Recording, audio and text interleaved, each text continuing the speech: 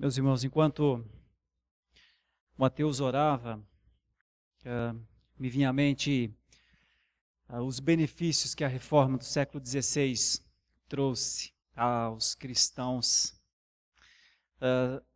No culto público, o povo de Deus participa cantando, louvando, adorando na sua língua materna. Coisa boa participar de um culto de adoração, não? Também com as orações, enquanto alguém ora, nós ouvimos as orações na nossa língua materna e então participamos, dizemos amém no nosso coração. Esse benefício a reforma do século XVI trouxe, porque é conhecido de todos que antes disso havia uma treliça que separava o clérigo, os clérigos, do povo que vinha adorar. E enquanto o povo vinha para o Senhor e ficava olhando as gravuras e as pinturas e outras coisas, então o serviço de culto era feito todo numa língua diferente da língua que o povo entendia. É interessante notar que até as igrejas que não são reformadas se dobraram a esta força da reforma. E hoje já nem temos mais igrejas em que os clérigos dirigem o culto em uma língua e o povo participa ou não participa, né, apenas sentados. Interessante, a força da reforma do século XVI trouxe algumas coisas para todas as igrejas, até as que não são reformadas, que é essa participação, que é o culto de todos para o Senhor, o único público do nosso culto. Nós fazemos parte disso. E nós estamos trabalhando em algumas ideias. Há 3 domingos atrás, eu trouxe uma mensagem sobre justificação em Romanos 8. Há 2 domingos atrás, eu trouxe uma mensagem sobre a perseverança dos santos, também em Romanos 8. E hoje nós vamos ler Romanos 9. E, como diria um amigo meu, no estofo, no fulcro de Romanos 9, está a eleição incondicional, a base que sustenta o que Paulo está tratando, o assunto, a forma de Deus escolher os seus.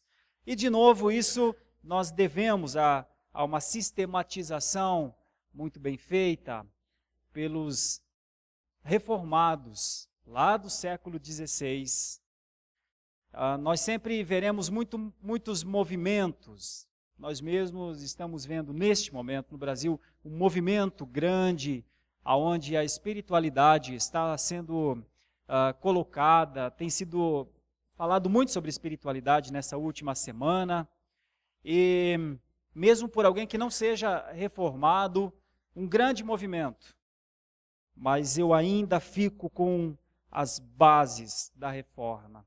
Ainda fico com o ensino sequencial, didático, importante para um povo que não pode viver de movimentos. Para um povo que precisa viver ancorado, seguro nas Escrituras. A minha oração é que nós possamos nessa noite entender um pouquinho mais sobre a bondade de um soberano Deus de dádivas, um livre Deus de dádivas. Eu tremo até de falar isso, porque como pregador humano que sou, falho que sou, falar de um Deus tão grande, tão perfeito, de um Deus inquestionável,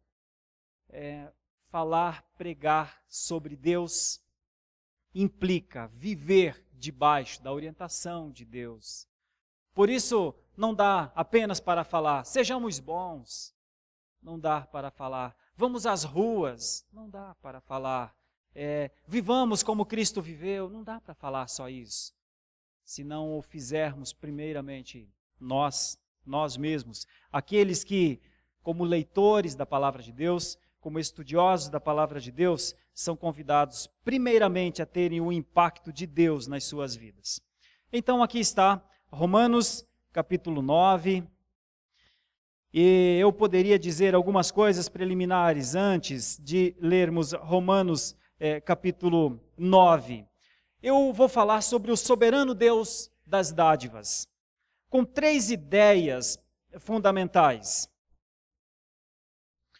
9 benefícios a um povo escolhido. 9 benefícios. Nós veremos isso dos versículos 1 a 5. 5 casos especiais de escolhidos por Deus para seus planos. Nós veremos isso em seguida, do versículo 6 ao versículo 29. E 2 conclusões acerca da forma de Deus escolher. Como Deus tem escolhido os seus ao longo da história. Os versículos de 1 a 5. Versículos de 1 a 5. Digo a verdade em Cristo, não minto, testemunhando comigo no Espírito Santo a minha própria consciência. Tenho grande tristeza e incessante dor no coração, porque eu mesmo desejaria ser anátema, separado de Cristo, por amor de meus irmãos. Meus compatriotas, segundo a carne, são israelitas, pertence-lhes a adoção e também a glória, as alianças, a legislação, o culto e as promessas. Deles são os patriarcas e também deles descende o Cristo, segundo a carne, o qual é sobre todos, Deus bendito para todo sempre. Amém. Meus irmãos, algumas perguntas. É possível ter tudo e viver como se não tivesse nada? É possível ser eleito, mas viver como se fosse perdido? É possível ser justificado, mas viver como injusto, como não justo? Como alguém que tem que pagar a sua conta? É possível ser um descendente, um filho, e viver como um bastardo? É possível ter à disposição a instrumentalidade da fé, mas viver como um descrente? Pois talvez estas perguntas Paulo estivesse fazendo a si mesmo quando falava com os romanos. É conhecido de vocês que Paulo, ao escrever a carta aos romanos, escrevia para 2 grupos, o de judeus convertidos e o de gentios, que eram então não judeus, mas que tinham se convertido, tinham conhecido a fé e agora estavam convivendo juntos. Então Paulo está na carta aos romanos falando a estes 2 grupos, porque havia uma certa dissidência, uma diferença entre os 2 grupos.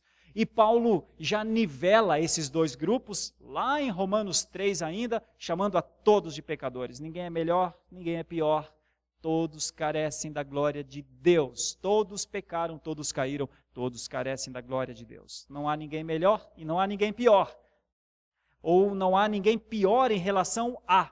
Todos somos os piores. Mas há um que veio para levantar o seu povo e chamou então todos esses pelo seu sangue, e no seu sangue, pelo seu sangue, e unicamente através do seu sangue, lavou, limpou e tornou a quem? Sem esperança, sem fé, sem força, como cantamos, povo dele, nação dele. A beleza de Paulo aos Romanos, a maneira como Paulo escreve aos Romanos, faz-nos pensar quantos benefícios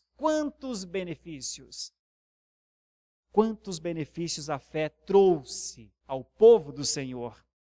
Aqui dos versículos 1 a 5, Paulo está falando com os judeus. Aliás, esse texto todo está falando aos judeus e está explicando aos judeus coisas que seriam bem importantes que eles conhecessem. Do versículo 1 até o versículo 5, com uma ênfase forte no 4, nós vemos Paulo dizendo: ei, judeus, vocês são especiais. Diz aí no versículo 4, são israelitas.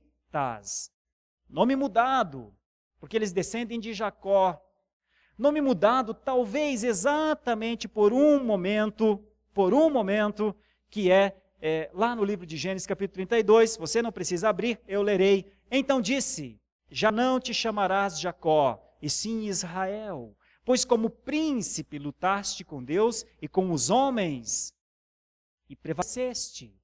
A velha luta lá no vale de Jaboque e a maneira como Deus passou a chamar os descendentes de Jacó, israelitas, especiais para mim.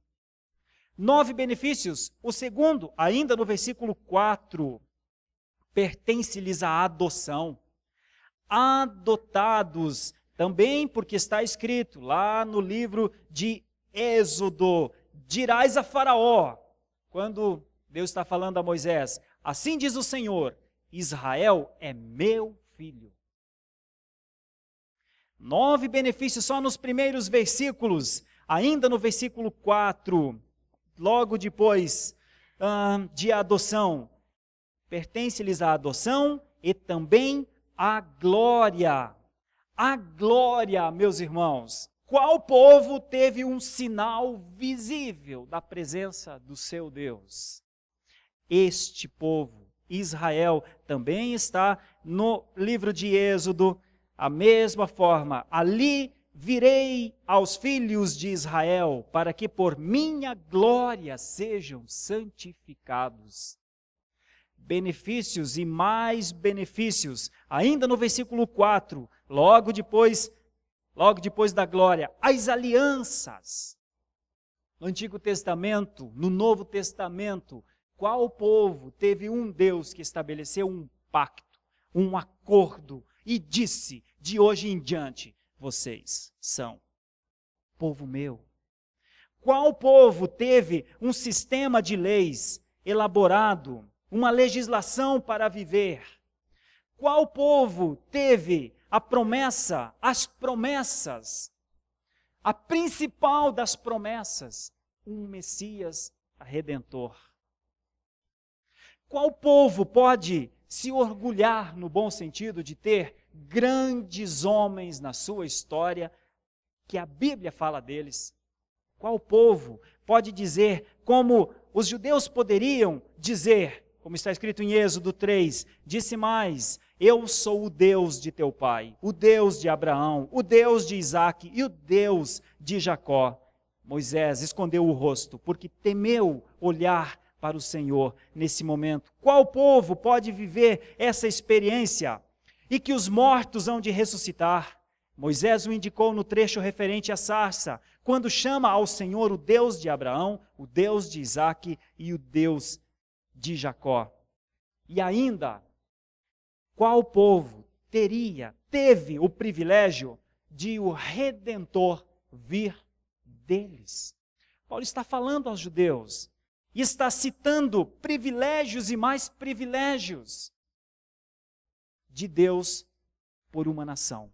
9 benefícios para uma nação que Deus escolheu. Quantos privilégios! Mas a dimensão dos privilégios é a dimensão da tragédia. O quanto e o tanto quanto veio de privilégios a este povo, na mesma dimensão houve a negação. Eles negaram o Cristo. Paulo está muito triste neste momento. Tanto é que você percebeu no começo, eu estou tão triste, Paulo diz, quando eu escrevo. Eu preferia, se fosse possível, até ser considerado um anátema por vocês, povo meu. Ah, se vocês entendessem, povo meu, o que Deus fez por nós, povo meu. O que aconteceu? A palavra falhou? Será que a palavra teria falhado neste momento? Olhemos, se quiséssemos, está escrito em Isaías capítulo 55, porque assim como descem a chuva e a neve dos céus, e para lá não tornam, sem que primeiro reguem a terra e a fecundem e a façam brotar, para dar semente ao semeador e pão ao que come, assim será a palavra que sair da minha boca. Não voltará para mim vazia, mas fará o que me apraz, e prosperará naquilo para que a designei. Então, como entender? Um povo com tantas bênçãos maravilhosas, porventura a palavra teria falhado? Teria sido fraca? Parece que não. O problema não estava na palavra. O problema não estava na palavra e mais, Deus não enfraqueceu a sua palavra nunca saiu fraca da boca de Deus, que não pudesse cumprir o seu propósito. Entre outras coisas, Paulo está falando, é normal a rejeição. Porque há uma eleição por trás de tudo isso. Porque há uma livre escolha de Deus que vai chegar ao coração do escolhido. É muito estranho receber tantas dádivas e negar ao Senhor frontalmente. Mas, irmãos, estamos falando dos judeus, o texto está falando dos judeus. Aplicação rápida para nós, que não somos judeus, somos gentios. Também não somos beneficiários, também não somos os recipientes, o receptáculo de uma bênção, como uma água que jorra constantemente na nossa direção. Não somos? Somos. Não valeria a pena pensar rapidamente sobre como temos reagido? Como o povo de Deus de hoje reage aos benefícios incontáveis? Não 9, milhares, para reflexão. Povo de Deus, povo eleito de Deus. Para ti é muito melhor nesse momento não ser um judeu, mas ser um eleito. Porque talvez os judeus nessa época pensassem, somos judeus, isso é o que importa. Mas aí, um certo autor disse com muita propriedade, certa vez, falou assim, se não correr, se não tiver dentro de ti a fé que Abraão tinha, de nada vale ter o sangue que Abraão tinha. Se não tiveres dentro de ti a fé de Abraão, o sangue dele não é suficiente. São os primeiros versículos de Romanos 9 para pensarmos como Deus tem prazer em beneficiar a um povo quando escolhe este povo. Esperaria uma reação deste povo. Espera uma reação do seu povo. Versículos de 9 para frente, versículos 6 para frente, até o 29, vão falar agora de 5 casos especiais de escolhidos por Deus para que se cumprisse os planos de Deus. E não pensemos que a palavra de Deus haja falhado, porque nem todos os de Israel são de fato israelitas. Versículo 7, nem por serem descendentes de Abraão são todos filhos, mas em Isaque será chamada a tua descendência. Isto é, estes filhos de Deus não são propriamente os da carne, mas devem ser considerados como descendência os filhos da promessa, porque a palavra da promessa é esta, por esse tempo virei e Sara terá um filho. E não ela somente, mas também Rebeca, ao conceber de um só, Isaque, nosso pai. E ainda não eram os gêmeos nascidos, nem tinham praticado o bem ou o mal, para que o propósito de Deus quanto à eleição prevalecesse, não por obras, mas por aquele que chama. Já fora dito a ela, o mais velho será servo do mais moço. Como está escrito, amei Jacó, porém me aborreci de Esaú. Que diremos, pois? Há injustiça da parte de Deus? De modo nenhum.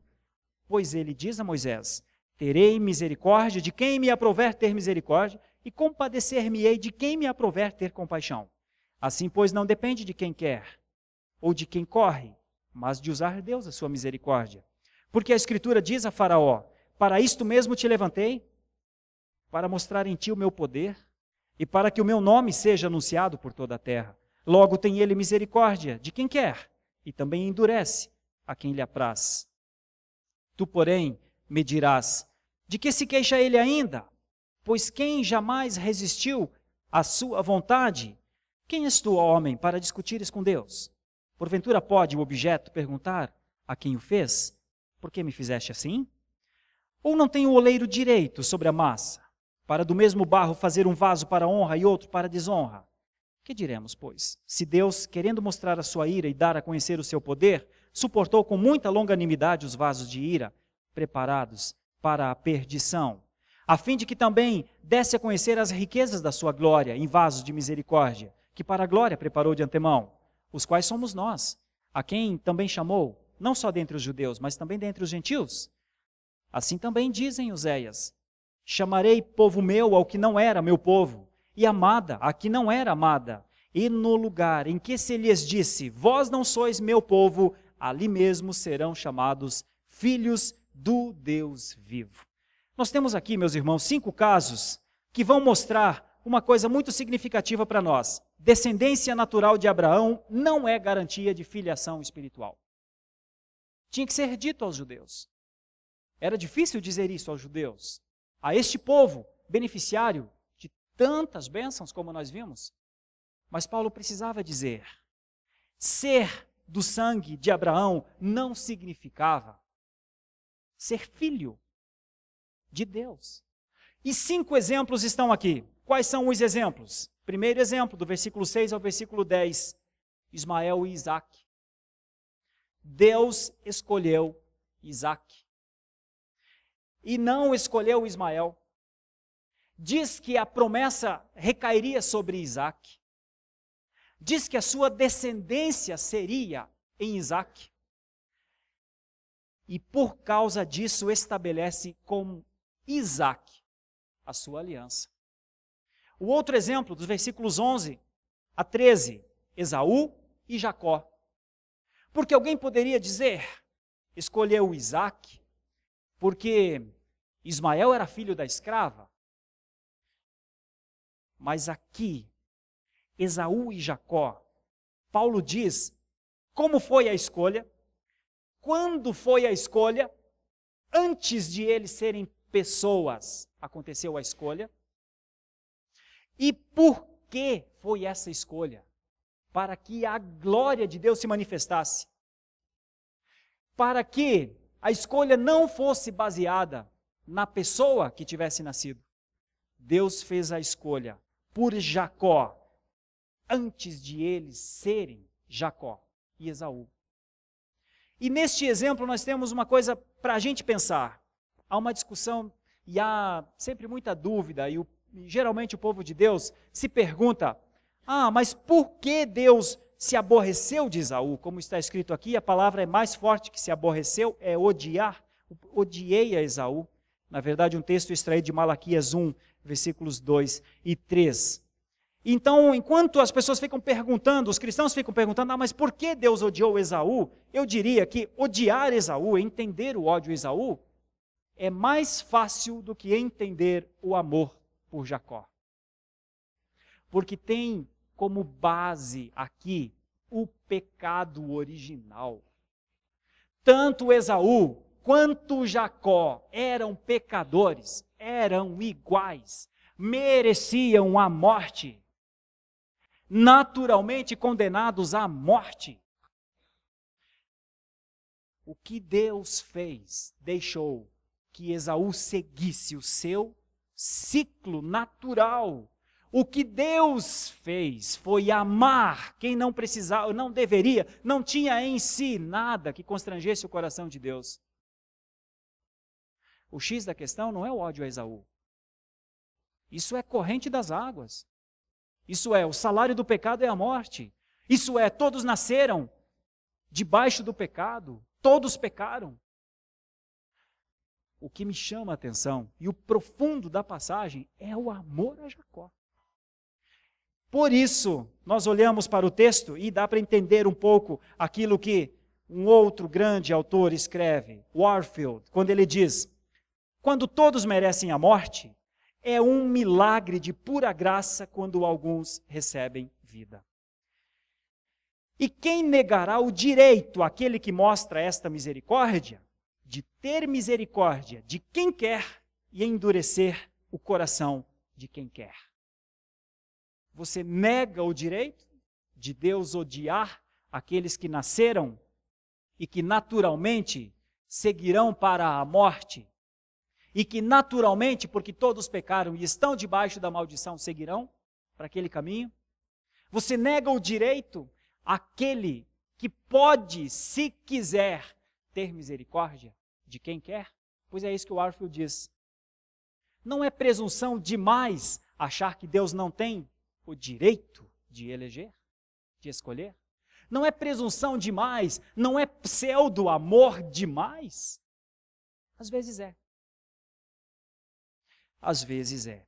Mas aí vem a pergunta: a justiça falhou? Deus é injusto? Deus está sendo injusto? Deus foi injusto com Esaú? E aí o texto bíblico nos ajuda. Em Êxodo, respondeu-lhe: farei passar toda a minha bondade diante de ti, e te proclamarei o nome do Senhor. Terei misericórdia de quem eu tiver misericórdia, e me compadecerei de quem eu me compadecer. Irmãos, nós estamos lidando com um Deus livre, totalmente livre. Há um perigo grande. A reforma trouxe esse esclarecimento. Deus é mais livre do que os nossos pensamentos. Deus é mais perfeito do que as nossas ideias. E a sua vontade é tão perfeita que nós, ao descansarmos na vontade de Deus, caminhamos para a perfeição. O Deus de todos os tempos está falando aqui, nós estamos lendo em Paulo pelo menos 5 casos.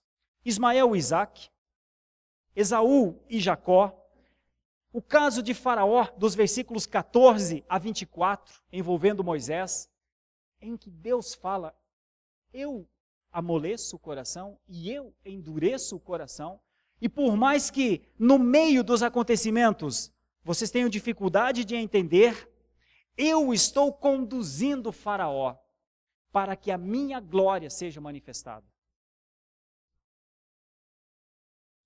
Nós olhamos para o caso de Oséias, os versículos 25 e 26 falam de Oséias.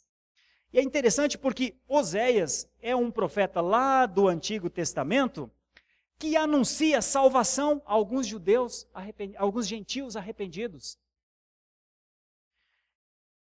Em Oséias capítulo 2, nós temos uma ideia: semearei Israel para mim na terra, compadecer-me-ei da desfavorecida.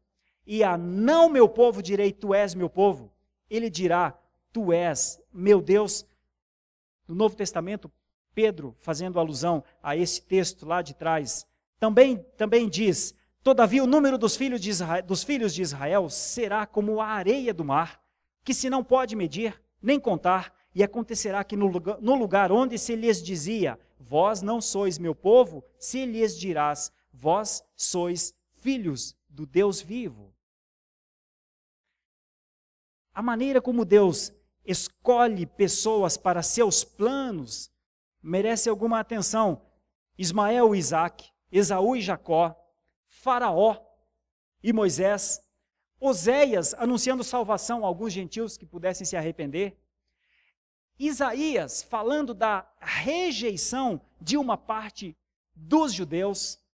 Nós encontramos também em Isaías: porque ainda que o teu povo, ó Israel, seja como a areia do mar, o restante se converterá. Destruição será determinada, transbordante de justiça. Não basta só ser de Israel, precisa da graça de Deus. Quando nós olhamos para Romanos 9 e encontramos Paulo falando, primeiro, o quanto Deus quis beneficiar os judeus, e eles não reagiram positivamente. Depois, os exemplos fortes de eleição dentro do povo de Israel, para que Israel soubesse que não bastava ser do sangue genuíno, mas que precisaria ter fé. A palavra forte é fé. E nós vamos ver os últimos versículos, para frente do versículo 27 até o versículo 33, com a ênfase forte dos versículos 30 a 33, mostrando 2 conclusões importantes acerca de ter fé e de não ter fé. Nós olhamos ainda no 27, mas relativamente a Israel, dele clama Isaías, ainda que o número dos filhos de Israel seja como a areia do mar, o remanescente é que será salvo. Porque o Senhor cumprirá a sua palavra sobre a terra, cabalmente e em breve. Como Isaías já disse, se o Senhor dos exércitos não nos tivesse deixado descendência, ter-nos-íamos tornado como Sodoma e semelhantes a Gomorra. Que diremos, pois? Que os gentios que não buscavam a justificação vieram a alcançá-la, todavia, a que decorre da fé. E Israel, que buscava a lei de justiça, não chegou a atingir essa lei. Por quê? Porque não decorreu da fé, e sim como que das obras. Tropeçaram na pedra de tropeço, como está escrito: eis que ponho em Sião uma pedra de tropeço e rocha de escândalo, e aquele que nela crê não será confundido. 3 coisas aqui, meus irmãos, em Romanos 9. 9 benefícios a um povo escolhido. 5 casos pessoais de escolhidos para os planos eternos de Deus. 2 conclusões acerca da forma de Deus escolher os seus. E as 2 conclusões são muito simples de entender. Mediante a fé, injustos são justificados por ela sem esforço. Mediante a lei, ninguém é justificado, mesmo que se esforce. Eu estava pregando ontem à noite em uma igreja aqui na Grande São Paulo, e ao final da exposição, um jovem me procurou e falou: reverendo, eu não tenho certeza se eu sou uma pessoa de fé. Eu não tenho certeza se eu tenho essa fé que o senhor fala. Eu me esforço para fazer as coisas certas, mas eu não sei se eu tenho certeza dessa fé. E eu disse para ele: pronto, meu irmão, você vai participar da ilustração da pregação amanhã de noite. Porque é isso mesmo. Provavelmente, aqueles que se esforçam demais para fazer as coisas certinhas, escondem uma fragilidade, a falta de fé. Eu não estou querendo dizer com isso que aquele que tem fé, larga-se, joga-se, relaxa. Não estou dizendo isso, mas o oposto é quase certo.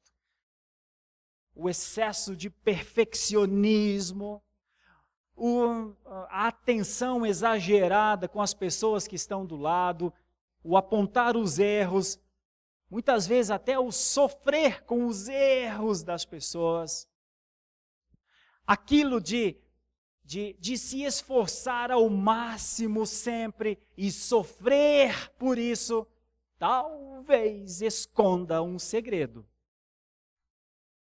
Talvez alguém que viva escravo desse tipo de leis criadas, de necessidades de cumprimentos, talvez poderia reavaliar a sua fé.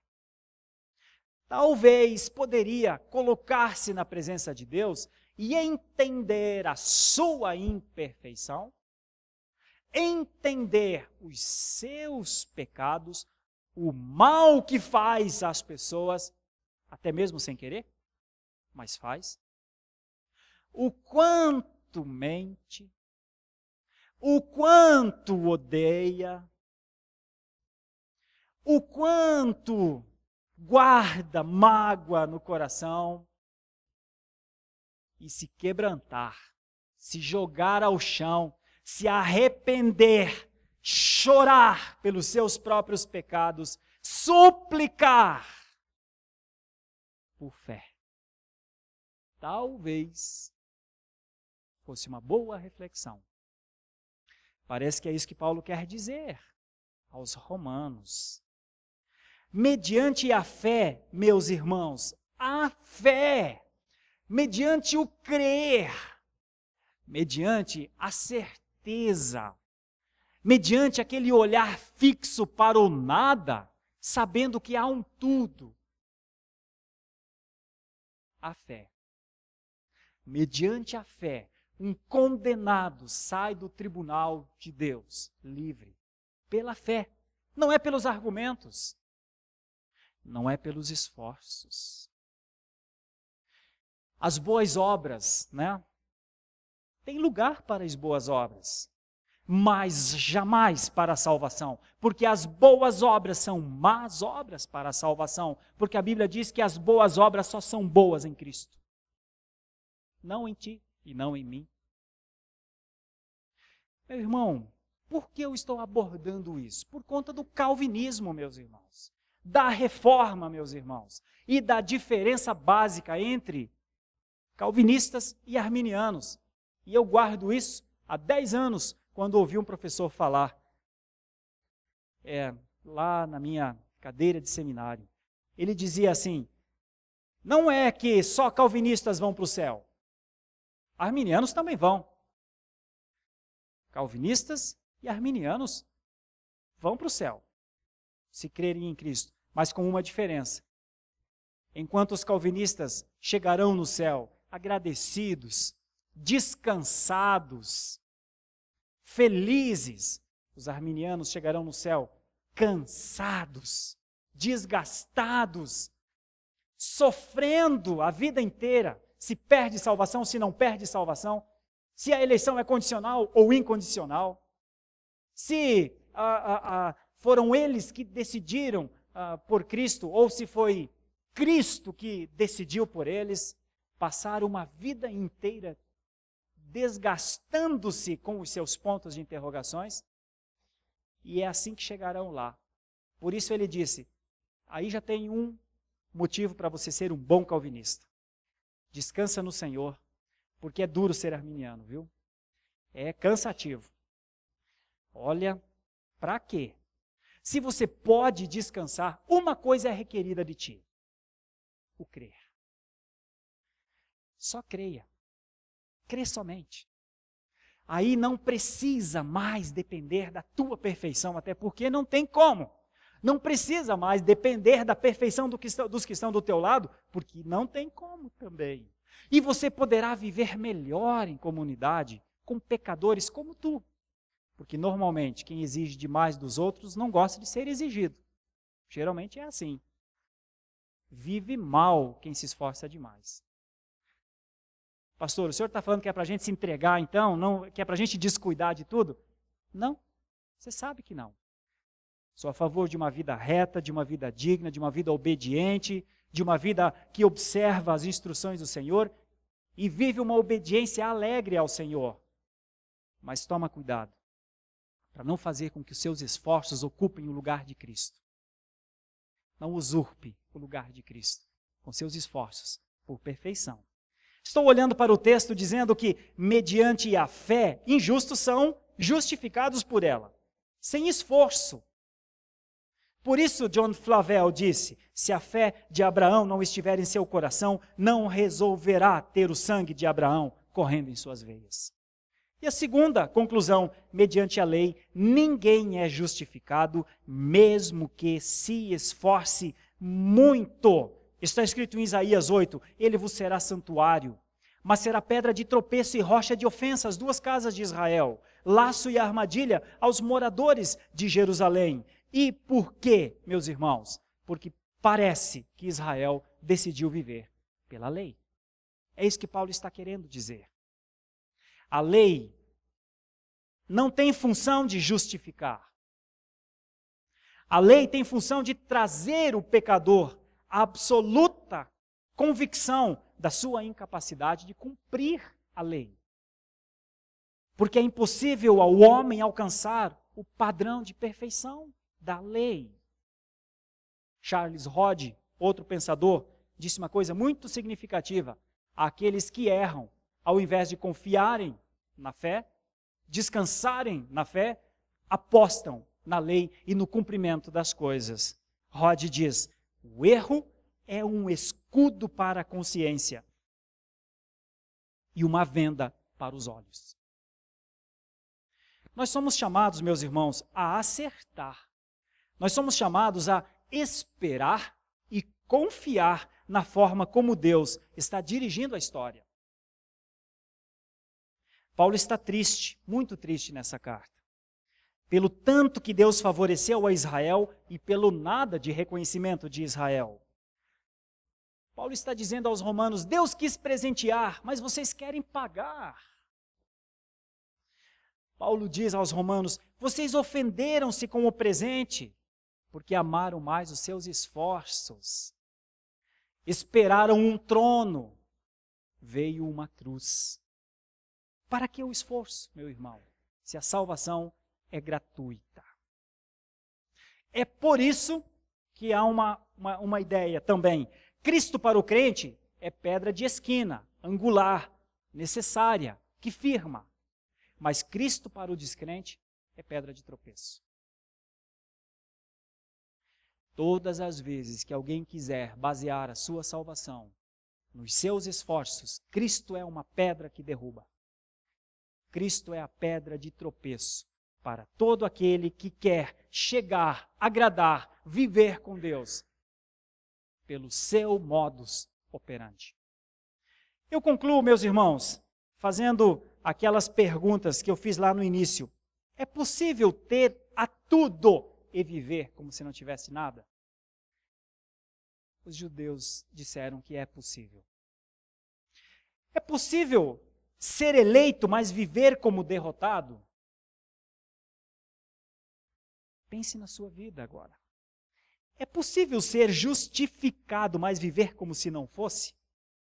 É possível ser um descendente, um filho, mas viver como se não fosse, como se fosse um bastardo? É possível ter a fé à disposição, mas viver como um descrente? Os judeus disseram que é possível.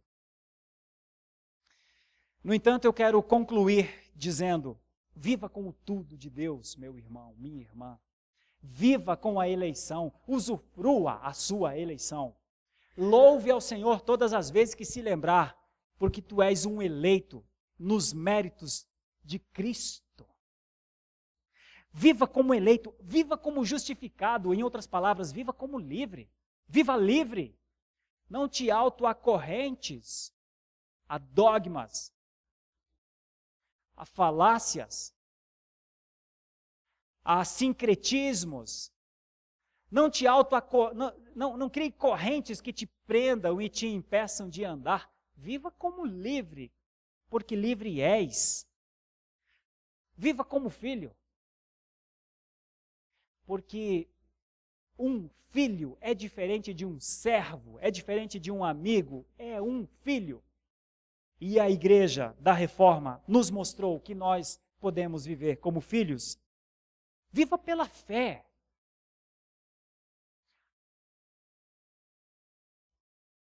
Permita, use esse tesouro chamado fé. Eu tenho dito isso e tenho repetido algumas vezes. Irmão, eu uso sempre um exemplo para a minha própria vida, acerca da fé.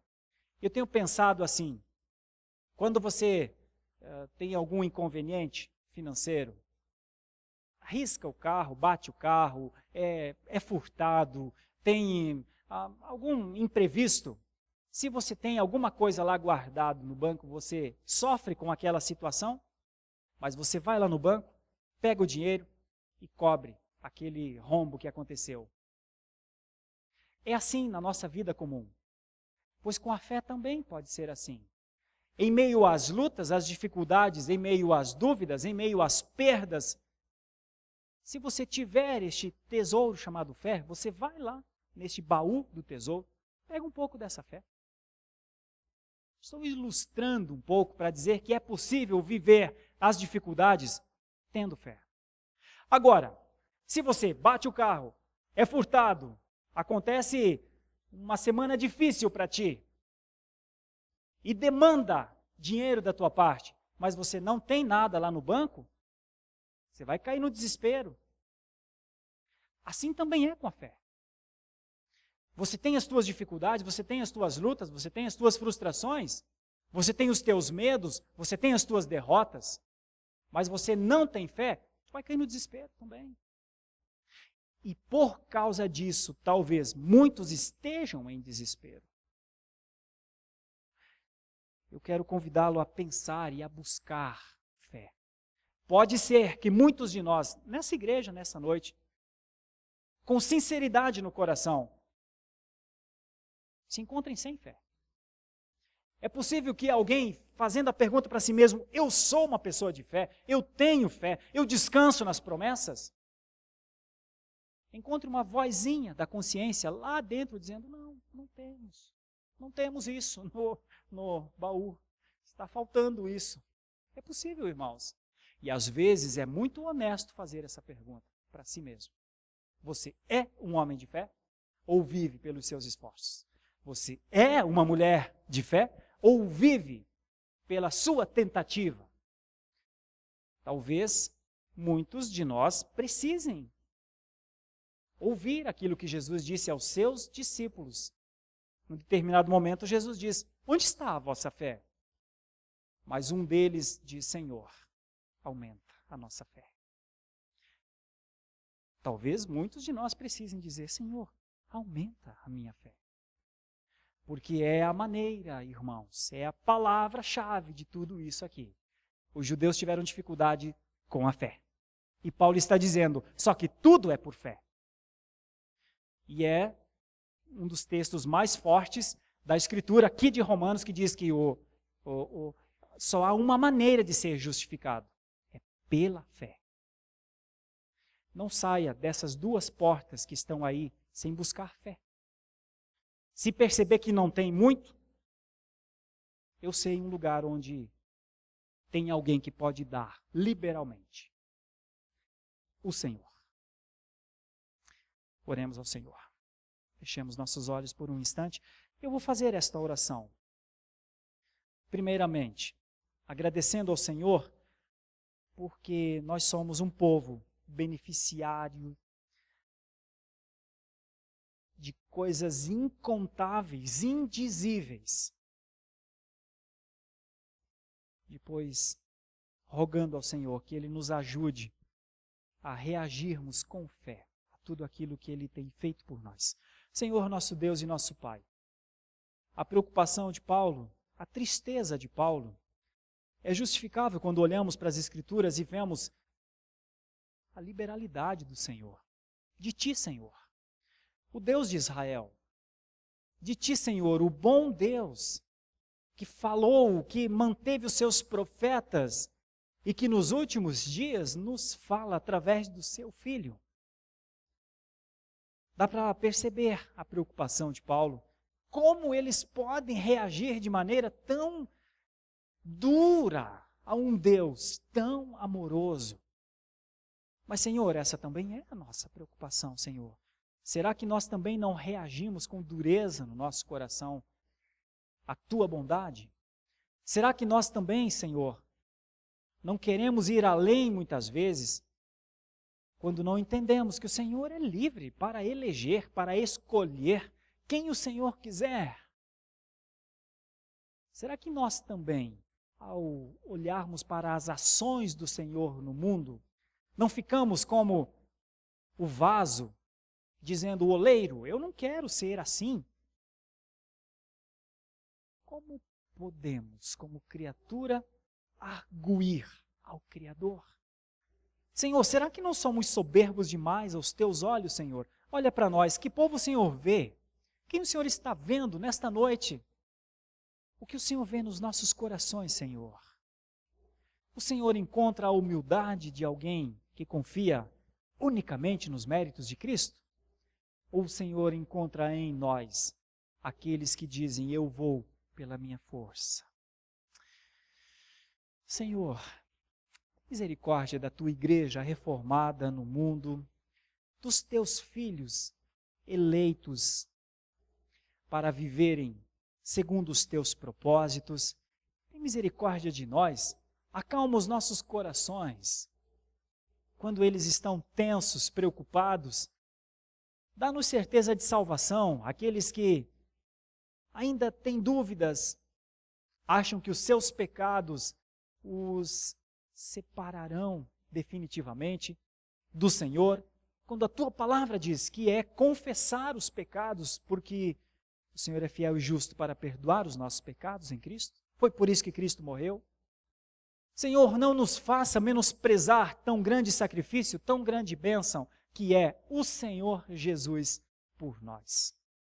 Por isso eu te peço nessa noite, e se o Senhor encontrar em nós níveis baixos de fé, eu quero rogar por essas vidas, aumenta também a nossa fé, para que possamos, ao olhar para as Escrituras, descansar na fé, e então viver por ela, E nessa vida, Senhor, glorificar intensamente a Ti, que é digno de receber toda a honra, toda a glória e todo o louvor, através da nossa vida.